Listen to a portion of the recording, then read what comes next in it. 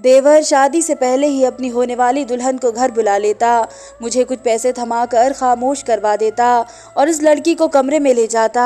मैं बाहर बैठकर पहरा देती, लेकिन एक रात कमरे में कुछ अजीब सी आवाज़ें आने लगी। मैं भी शादीशुदा थी, सब समझती थी, खामोशी से बैठी रही। मगर कुछ देर बाद मैंने खिड़की से झाँका तो होश उड़ गए। देवर तो छोड़ो मुझे, कहाँ ले जा रहे हो? मैंने कुछ नहीं किया। मैं चीख चीख कर दुहाई देने लगी, लेकिन किसी ने मेरी एक ना सुनी। लेडीज कांस्टेबल मुझे ज़बरदस्ती खींच रही थी और देखने वाले मुझे लानत कर रहे थे। ये वह औरत है जिसने अपने देवर के साथ मैंने अपने देवर के साथ कुछ नहीं किया। मैं ज़ोर ज़ोर से चिल्लाने लगी। मुझे अपनी मौत साफ दिखने लगी थी। मेरे पास कोई गवाह, कोई सबूत नहीं था। मुझे आराम से फांसी हो सकती थी। मैंने अपनी रोती पीटती छोटी छोटी दो बेटियों की तरफ देखा, जो अभी 4 साल की थी, जिन्हें दुनिया का कुछ पता ही नहीं था। वह मुझे देखकर रोने लग गई थी और मेरे दिल में कई तरह के ख्याल आने लगे थे कि मैं अपनी बेटियों की शक्ल कभी नहीं देख पाऊंगी। चुप कर झूठी औरत, एक कत्ल करती है और ऊपर से शोर मचाती है। एक भारी मर्दानी आवाज़ के साथ एक ज़ोरदार थप्पड़ मेरे मुंह पर पड़ा और मेरा पूरा सर घूम गया। मेरा चेहरा सुन्न हो गया। न जाने वे औरत थी या कोई जंगली भैंसा। मेरा रोना फौरन बंद हुआ। जिंदगी में पहली बार लेडीज पुलिस से वास्ता पड़ा था, और वह भी 5 फीट 7 इंच की भारी भरकम औरत थी। उन्होंने मुझे पूरे मोहल्ले के सामने पुलिस हिरासत में लिया था। मेरी बच्चियों ने ज़ोर ज़ोर से चीखना शुरू किया, जिसे मोहल्ले की एक औरत ने पकड़ रखा था। वह दोनों माँ माँ चिल्ला रही थी, जबकि मेरा वजूद ढीला पड़ गया, यूं जैसे मेरे जिस्म से जान निकल चुकी हो। इतनी जिल्लत और रुसवाई का सामना कभी न करना पड़ा हो। लोग मुझे नफरत की निगाहों से देख रहे थे, कुछ तो खुलेआम मुझे बुरा बुरा कह रहे थे, जबकि कुछ चुपके चुपके मेरी तरफ इशारा करके कह रहे थे कि तौबा तौबा, कैसी औरत है, कितना जिगर है इसका, कैसे एक मासूम इंसान की जान ले ली। ऊपर वाला माफ़ करे, आजकल तो अपनों पर भी भरोसा नहीं किया जा सकता। जाने लोग क्या क्या बोल रहे थे, और मेरा दिमाग बहुत बुरी तरह से उलझने में था। लेकिन मुझे अपनी बेटियों की फ़िक्र थी। मैं अपने देवर से मोहब्बत करती थी, मगर ना जीते जी उसने मुझे सुकून लेने दिया, और अब मरने के बाद भी मेरी ज़िंदगी अजाब बना कर रख दी थी। मेरा देवर बाकी मर्दों की तरह नहीं था, वह कुछ ज़्यादा ही अच्छा था। यही वजह थी कि मैं दिल ही दिल में उससे घार खाती थी। मैं सोचती थी कि मेरा पति ऐसा क्यों नहीं है। मेरे घर वालों ने मेरी शादी अपनी तरफ से एक अच्छे इंसान से की थी। वह अच्छा इंसान किस कदर बुरा था, ये सिर्फ मैं जानती थी। शादी की पहली रात ही उसने मुझ पर हाथ उठाया था, क्योंकि वह नशे में था, और शायद पहले दिन एक कमज़ोर औरत पर हाथ उठाकर वह अपनी धाक बैठाना चाहता था। वह बार बार मुझसे यही पूछ रहा था कि बताओ, आज तक कितने मर्दों के साथ तुम्हारा चक्कर रहा है। ये सब मेरे लिए इतना भयानक था कि मैं कुछ बोल ही ना पाई। मैं डरी सहमी उसकी मार खाती रही, क्योंकि मुझे मेरी माँ ने समझा कर भेजा था कि अब ससुराल से मरकर ही वापस आना, कभी अपने ससुराल को मत छोड़ना। जो माँ अपनी बेटी को ऐसी नसीहत करके भेजती है और ये कह दे कि तुम्हारा पति तुम्हारे साथ जो भी करे, कभी यहाँ आकर मत बताना। भला तब एक लड़की क्या कर सकती है, सिवाय रोने के और सर झुकाकर मार खाने के। यही सब मेरे साथ हुआ था। पति ने पहले मारपीट की और फिर मुझे अपने गलत किरदार बीवी समझते हुए मुझ पर भरपूर जुल्म किए। मेरा अंग अंग दर्द कर रहा था। टूटे हुए जिस्म के साथ लेटी रही। सुबह हुई तो जिस इंसान ने आगे बढ़कर मेरी तकलीफ़ कम करने की कोशिश की, वो और कोई नहीं, मेरा देवर था। मैं एक तरफ बैठी रो रही थी और पति नशे में धुत सोया हुआ था। जब अचानक दरवाजे पर दस्तक हुई, मैं घबरा गई। दस्तक जारी रही। मुझे समझ नहीं आ रहा था कि क्या करूं, अपने ज़ख्मों को छुपा लूं। फिर पहली रात जब दरवाजे पर दस्तक हुई तो मैंने दरवाज़ा नहीं खोला, तो देवर ने आहिस्ता से कहा कि भाभी घबराइए मत, मैं जानता हूँ आपके साथ क्या हुआ है, प्लीज़ दरवाज़ा खोले। भाई 20 घंटे से पहले नहीं उठेगा, मुझे अपनी मरहम पट्टी करने दे। यह सुनते ही मैं फूट फूट कर रोने लगी और फिर डरते हुए उठकर दरवाज़ा खोला। बाहर 20 साल का एक नौजवान सा लड़का खड़ा था। उसकी आंखों और चेहरे पर परेशानी थी। जब उसने मेरे ज़ख्मों से सना चेहरा देखा तो इसकी आंखों में पानी आ गया। वह फ़ौरन बोला, मुझे माफ़ कर दें भाभी, मैं वक्त पर पहुंचकर आपको नहीं बचा सका। भाई तो नशे में इंसान नहीं रहता, ऊपर वाले से यही इल्तिजा है कि वह उसे सुधार दे। आप अपने ज़ख्मों पर यह दवा लगा ले और कपड़े बदल लेना। जब भाई का नशा उतरेगा तब उसे एहसास होगा कि उसने आपके साथ क्या किया है। मैंने खामोशी से देवर के हाथ से दवा ले ली और दरवाज़ा बंद कर दिया। मैंने कपड़े बदले और मुंह धोने के लिए जब पानी चेहरे पर डाला तो जैसे नमक छिड़क दिया गया हो। इतनी जलन थी कि क्या बताऊँ। मेरे आंखों से आंसू बहने लगे और मुझे माँ की बातें याद आने लगी। 5 बेटियां और बेटा ना होने से माँ को पत्थर का बना दिया था। बाबा ने भी सारी उम्र माँ पर जुल्म ही किया था। मैंने कभी शिकायत नहीं की, कभी अपने मायके वालों को नहीं बताया। तभी उसने शादी के वक्त मुझे भी यही बातें बताई। मेरा रिश्ता भी बाबा ने ही देखा था और आज वे लोग मुझे शादी कर कर आज़ाद कर चुके थे। अब मैं अपने पति की जागीर थी। वह मुझे जिंदा रखता या मारता, मेरे घर वालों को उससे कोई फ़र्क नहीं पड़ता था। कुछ देर बाद देवर हल्दी वाला दूध लेकर आया, जिसे पीकर मैं फर्श पर ही एक तरफ लेटे लेटे सो गई। नींद तो सूली पर भी आ जाती है। मैं तो वैसे भी रात भर की जागी हुई थी और मुझे भी पता नहीं चला था, पर अचानक अजीब सा एहसास हुआ। मैंने देखा तो पति मेरे ऊपर झुका हुआ था। वह मुझे ऐसे देख रहा था जैसे उन्होंने कोई चीज़ देखी हो। मेरे मुंह से चीख निकलते निकलते बची और मैं घबरा कर पीछे हो गई। ये सब किसने किया? पति ने आगे बढ़कर मेरे चेहरे को छुआ। वह रात वाले इंसान से बिल्कुल अलग लग रहा था। मैं हैरत से उसे देखने लगी। उसके चेहरे पर रात वाली सख्ती कहीं भी नहीं थी, बल्कि उसकी आंखों में दुख और अफसोस भरा हुआ था। ये मुझे बाद में पता चला था। पति थोड़ा दिमागी मरीज था और नशा भी करता था और नशे की हालत में इस पर जुनून सवार हो जाता था। वह किसी को नहीं बख्शता था, लेकिन नशा उतरने के बाद वह बिल्कुल नॉर्मल इंसान बन जाता था। जाने मेरी किस्मत कैसी थी कि मुझे ऐसे इंसान को झेलना था। इस वक्त पति ने मेरे जख्मों से भरे जिस्म पर मरहम पट्टी की और इस दौरान वह मुझसे माफ़ी मांगता रहा। उसने मेरी खूब तारीफ़ भी की। वह काफ़ी शर्मिंदा नज़र आ रहा था। मुझे लगा ये पहली और आखिरी बार था, पर ऐसा नहीं हुआ।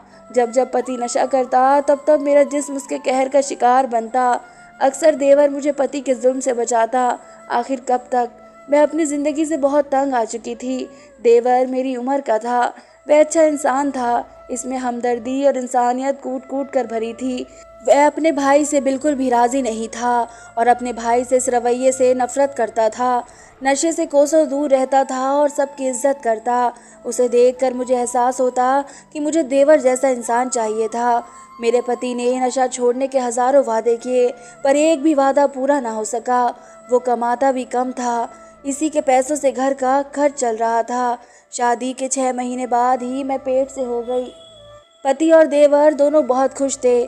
पति की ये खुशी तब तक कायम रहती जब तक वह नशे में नहीं होता, जो कि मेरा देवर मेरे पति से ज़्यादा मेरा ख्याल रखता था।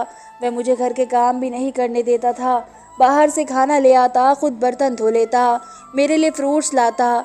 देवर का देखकर मुझे हसरत घेर लेती कि काश मेरा देवर मेरा पति होता, पर होना तो वही होता है जो किस्मत में लिखा होता है। मेरी सोच थी ना तो देवर जैसा पति मुझे मिल सकता था और ना ही मैं किस्मत की इतनी अमीर हो सकती थी। जब पति अपने असली रूप में आता तो ये भी ना देखता कि मैं किस हालत से हूँ। वह मारना पीटना शुरू कर देता। देवर होता तो मुझे बचा लेता और जिस दिन घर ना होता इस दिन मेरी जान पर बनाती। वह मेरी रक्षा करने वाला था, जो मुझे मेरे ही पति से बचाता था। और फिर शादी के 1.5 साल जो मैंने इन तकलीफ़ों में गुजारे थे, इसके बाद मैंने जो जुड़वा बेटियों को जन्म दिया। मैं डर चुकी थी कि कहीं मेरा पति बेटियों को कोई नुकसान न पहुंचाए या बेटियों की वजह से मैं उसके जुल्म का निशाना न बन जाऊं। बिल्कुल वैसे ही जैसे ही मेरी माँ बेटी पैदा होने पर मेरे बाप के जुल्म का शिकार होती थी। मैं अस्पताल में लौटी यही सोच रही थी। मेरा देवर दोनों बच्चों के साथ प्यार कर रहा था। वह कह रहा था कि दोनों बच्चियां बिल्कुल गुड़िया जैसी है। मेरे पति का कुछ देर पहले ही देवर को फ़ोन आया था कि मेरे आने से पहले दोनों बच्चों को वहां से गायब कर दे। वह बेटियों का सुनकर बहुत नाराज़ था। इस वक्त बहते आंसू से मैंने ऊपर वाले से दुआ की कि काश मेरा पति कभी ना आ पाए, वह मेरी बेटियों को नुकसान ना पहुंचा पाए। कभी कभी दुआएं फ़ौरन कबूल हो जाती है। इस वक्त शायद ऊपर वाला मेरी बात सुन रहा था और मेरे पति जिन लोगों से नशा लेते थे उनके हाथों ही मारे गए। ये खबर सुनकर मैं हैरान हो गई थी। मेरा दिल रो रहा था। मेरी बच्ची दुनिया में आते ही यतीम हो गई थी।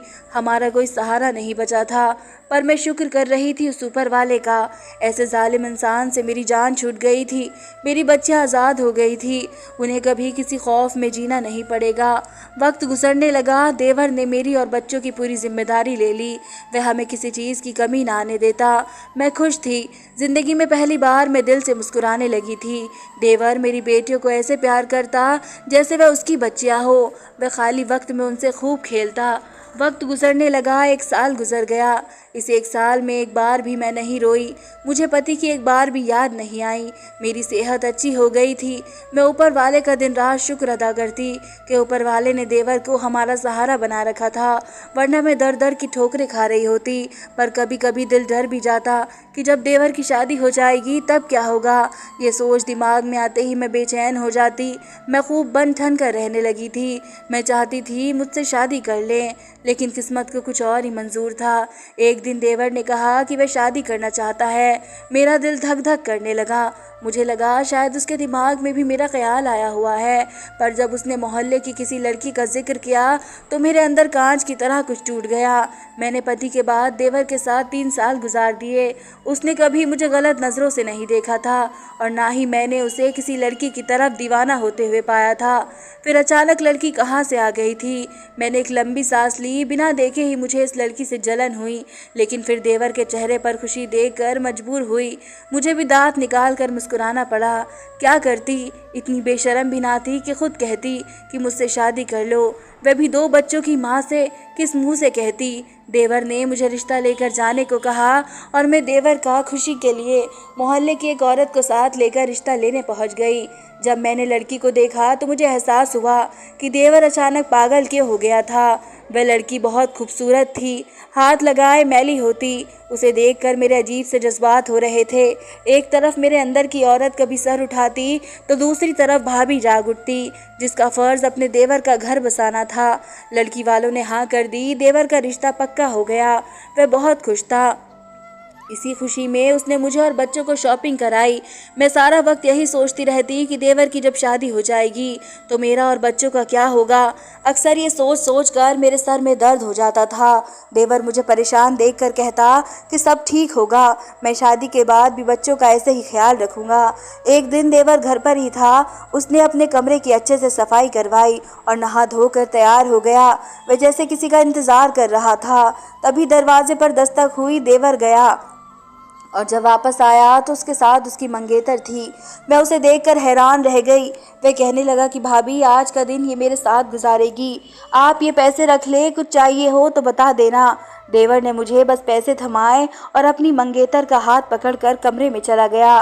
पहले तो मुझे शर्म ने इजाज़त न दी थी कि बिना शादी के साथ रहना शरीफ लोगों का काम नहीं था, लेकिन क्या करती, मेरा तो सारा घर ही देवर पर चल रहा था। ऊपर से उसने पहले ही पैसे मेरे हाथ में थमाकर रही सही कसर पूरी कर दी थी, वरना दिल तो मेरा चाह रहा था कि इस लड़की को धक्के देकर घर से निकाल दूं, जो मुझसे मेरे देवर को छीन रही थी। मुझे हैरानी भी थी कि देवर तो शरीफ लड़का था, फिर वह शादी से पहले अपनी मंगेतर से ऐसे ताल्लुक़ कैसे कायम कर सकता है। और फिर वह कैसी बेबाक और बेशरम लड़की है जो उसके बुलाने पर दौड़ी चली आई थी। वक्त गुजरता गया और ये सिलसिला शुरू हो गया।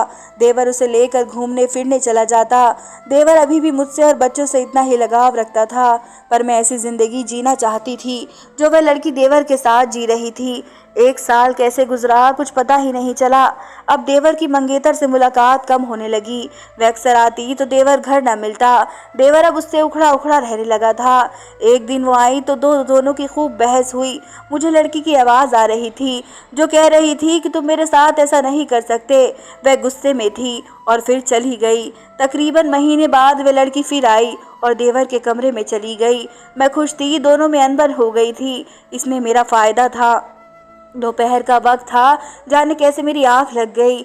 जब मैं उठी तो सोचा जाकर देवर को देखती हूँ। मैंने कमरे का दरवाज़ा खोला तो मेरी आंखें फटी की फटी रह गई। कांच का एक टुकड़ा देवर के सीने में चुभा हुआ था, जिससे खून निकल रहा था। मैं भागकर टुकड़ा निकालने की कोशिश की, मगर मेरे हाथ पर खून लग गया और मेरे हाथ उसके खून से रंग गए। और तभी वह लड़की अंदर से आई और उसने शोर मचा दिया। पूरा मोहल्ला इकट्ठा हो गया। वह रोने लग गई और कहने लगी, भाभी ने देवर का कत्ल कर दिया। किसी ने मेरी बात पर यकीन नहीं किया और अब मैं सलाखों के पीछे बैठी ही अपनी किस्मत को कोस रही थी, जब मुझे एक लेडी कांस्टेबल पकड़कर एसपी के पास लेकर गई और वहाँ भी मैं पुलिस ऑफिसर को देखकर हैरान रह गई। वह भी मुझे अपने सामने देखकर हैरान और परेशान था। वह मेरा दूर का रिश्तेदार था जो भले वक्तों में मुझसे मोहब्बत का दावेदार था और शादी करना चाहता था, पर पापा ने इनकार कर दिया था। आप यहाँ? वो बहुत तेज़ी से मेरी तरफ बढ़ा और मैं उसे देखते ही खूब ज़ोर ज़ोर से रो पड़ी और फिर उसे सारी कहानी सुनाई। उसे सुनकर अफसोस हुआ कि मैं विधवा हो चुकी थी, बल्कि उसने अभी तक शादी नहीं की थी। उसने यकीन दिलाया कि वह मुझे इंसाफ ज़रूर दिलाएगा। उसने देवर की डेड बॉडी को पोस्टमार्टम के लिए भिजवा दिया और फिर रिपोर्ट और तहकीकात के मुताबिक देवर की मौत को 2 घंटे गुजर चुके थे। इसके हाथ में उसकी मंगेतर का बाल था। उसने ही देवर का कत्ल किया था, क्योंकि वह सुनने के बाद बर्दाश्त नहीं कर पाई कि देवर ने उसका इस्तेमाल करके अब शादी से इनकार कर दिया था। वह खूब रोई और फिर कहने लगी कि मैंने अपना सब कुछ इस पर वार दिया और ख़ुद को पूरे तौर पर उसके हवाले कर दिया था, मगर जब उसका मुझसे दिल भर गया तो मुझे छोड़ दिया। मुझे ये सब सुनकर बहुत दुख हुआ। जाने उसने गलत क्यों किया था या सही किया था, पर पुलिस ने उसे गिरफ्तार कर लिया था। मैं रिहा होकर अभी बच्चों के पास आ गई। देवर भी नहीं रहा था। अकेली औरत का 2 बच्चों के साथ गुजारा मुश्किल ही नहीं, नामुमकिन था।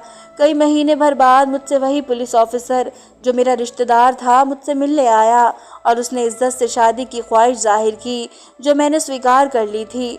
इतनी मुश्किल सहने के बाद अब मेरे अच्छे दिन आए थे, तो मैं इनकार कैसे कर सकती थी। हर मुश्किल के बाद आसानी होती ज़रूर है। आज समझ आया था कि बुरा वक्त भी आता है और अच्छा वक्त भी आता है। ज़िंदगी में कभी हार नहीं माननी चाहिए और सच्चाई की हमेशा जीत होती है। उम्मीद करती हूँ आप सबको मेरी कहानी पसंद आएगी। धन्यवाद दोस्तों। अगर आप मेरे चैनल पर नए हैं और अभी तक आपने मेरे चैनल को सब्सक्राइब नहीं किया है, तो जल्द से जल्द मेरे चैनल को सब्सक्राइब करें, मेरी वीडियोज़ को लाइक करें और ज़्यादा से ज़्यादा शेयर करें। धन्यवाद।